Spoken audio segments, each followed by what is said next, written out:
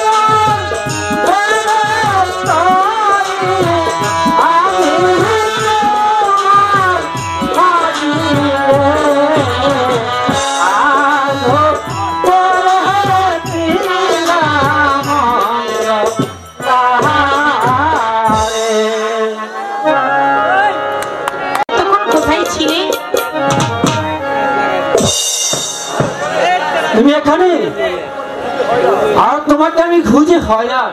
আমি তোমার জন্য অনেকক্ষণ ধরে অপেক্ষা করছি, কিন্তু তুমি আসতে এত দেরি করেছো কেন?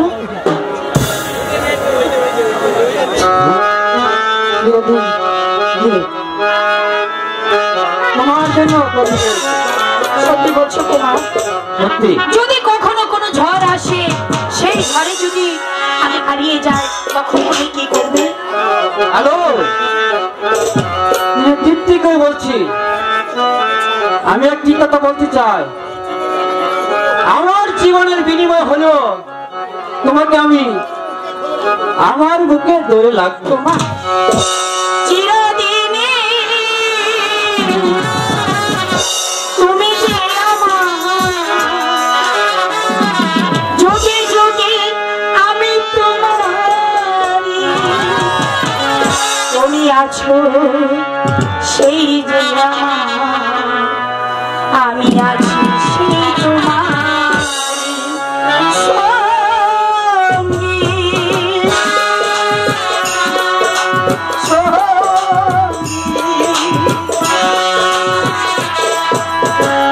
আমরা অমর সঙ্গী।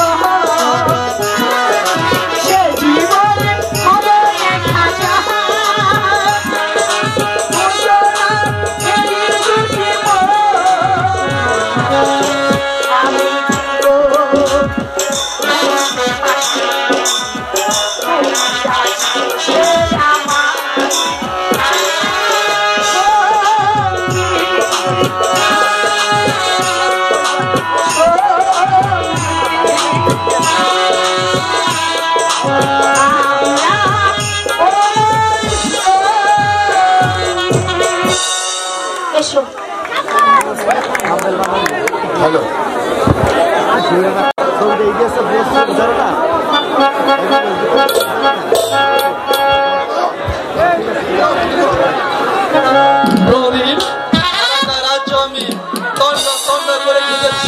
কোথাও যুবরাজ প্রেম কুমারের সন্ধান করতে পারলাম না, তাহলে কি আমার রাজপ্রাসাদে খালি হাতে ফিরে যেতে হবে না? ছাড়াবতী মান সিংহ কোনো ধীর কোনো কাজে কোনো ভাবে ব্যর্থতার পরিচয় দেয়নি, তাই আজও দেবে না। এগিয়ে চলো প্রহরী, এগিয়ে চলো।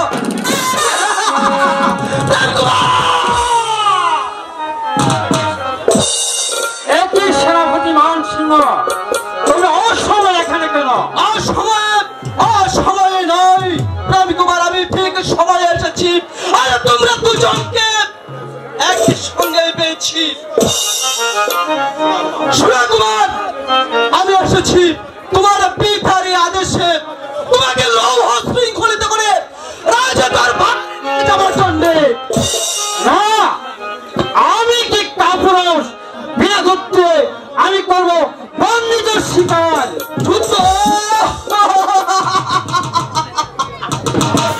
আনন্দ হয় আবার যুদ্ধের অভিলাষ, কিন্তু তুমি অস্ত্র পাবি কোথায়? একটি কথা হয়তো তুমি জানো না, এই সেনাপতি মান সিংহ কোনোদিন নীল অস্ত্রকে আঘাত করে না।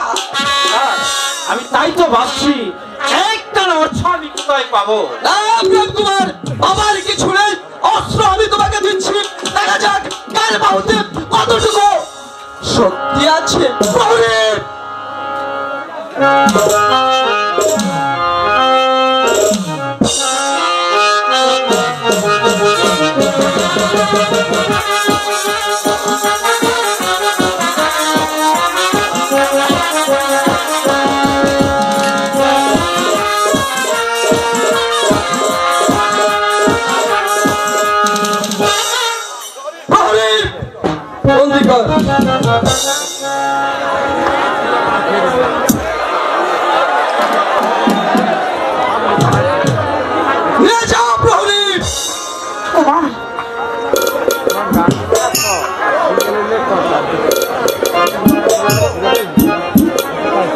তুমি কেউ চিন্তা করো, পৃথিবী এমন কোন কারাগার নেই আমাকে আটকে রাখবে।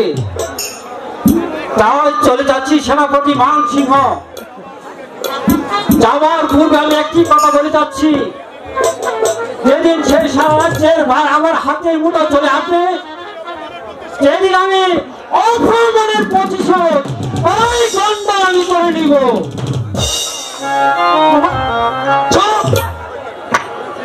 এই রূপ লাবণ্য যৌবন দেখি পাড়ার সবগুলি ছেলের মাথা খেয়েছিস, এমনকি আমাদের যুবরাজ প্রেম কুমারের মাথা খেয়েছিস।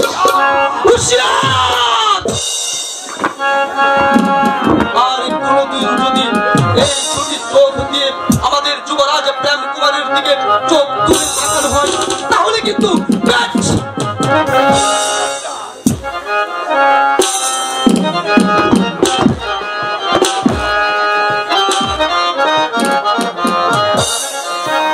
ভালো হবে না।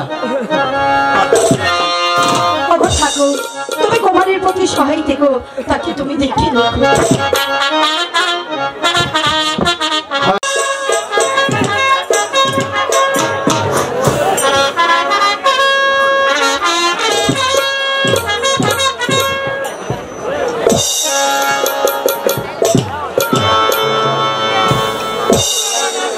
মন্ত্রী মহাশয়, সেনাপতি মান সিংহকে পাঠিয়েছিলাম প্রেম কুমারকে ধরে আনতে, এখনো পর্যন্ত আসছে না কেন? এর কারণ আমি বুঝতে পারছি না। মহারাজ, আমিও তো তাই ভাবছি। মহারাজের জয় হোক। এই তো মহারাজ, আমি প্রেম কুমারকে নিয়ে এসেছি। সেনাপতি মান সিংহ, তুমি সেনাগারে বিশ্রাম করো গে। তাই হবে মহারাজ, মহারাজের জয় হোক।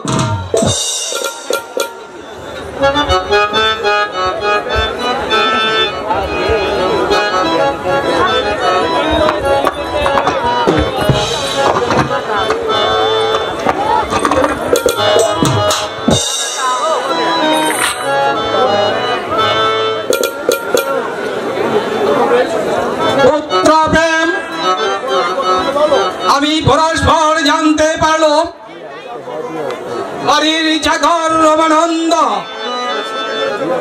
আর মেয়ের সঙ্গে করেছ ভালোবাসা। এ কথা কি সত্যি না মিথ্যে? হ্যাঁ পিতা, না না মানে এই কথা সত্যি। কুমার, তোমার সাহস দেখে আমি অবাক হয়েছি। সে আমার বাড়ির চাকর আর মেয়ের সঙ্গে করেছ তুমি ভালোবাসা। এ কোনো সময় আছে তোমার মন থেকে তুমি তাকে মুছে পেল?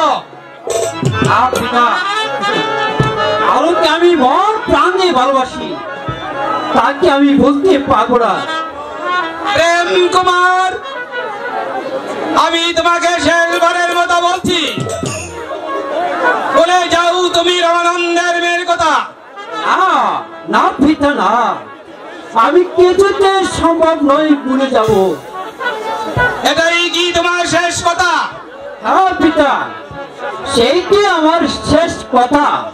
মন্ত্রী মহাশয়, এই ছেলে আমার বংশের মুখে চুন কালিলে বলে করতে পারে, সেই রকম পুত্রকে আমি দাবাম গুড়িয়াতে বাজে রাখবো না। কেন, কি করেছে আমার পুত্র প্রেম কুমার যে এই পৃথিবীতে থাকতে পারবে না? এসো পুত্র প্রেম, দেখি কার সাধ্য হয় তোমার আমার বুক থেকে তোমাকে ছিনিয়ে নিতে। শুনেছ রানী, শুনেছ? জি, তোমার পুত্রের কথা জি জি জি আমার বাপকেও ঘৃণা করছে। সে শোনো রানী, বাড়ির চাকর রমানন্দ তার মেয়ের সঙ্গে করেছে ভালোবাসা। এখনো সময় আছে, তুমি তাকে বুঝে বলো নতুন সে যেন রমানন্দের মেয়েকে বলে যায়, নতুবা ভবিষ্যতে তার বিপদ হতে পারে। চলে আসুন মন্ত্রী মহাশয়। মহারাজ,